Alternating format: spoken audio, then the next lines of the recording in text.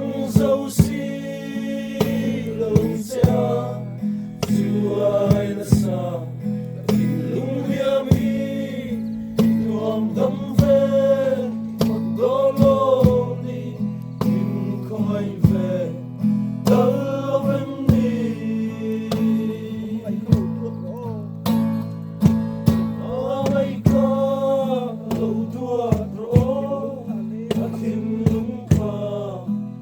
em nia lung ngồi lâu con lâu độ dễ la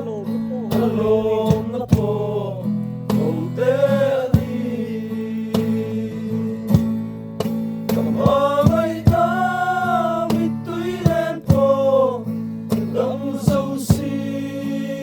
lâu xa dù ai là xa tình lung hiểm hi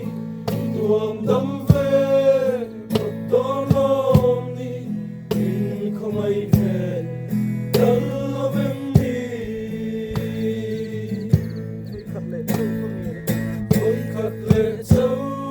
không nghe nó chế lâu lệ lệ là kia ngại nhờ bóng ấy cứ đi tình lung hiểm hi hãy đến về đã xin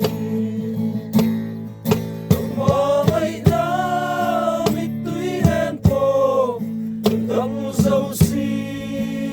lâu xa dù ai là xa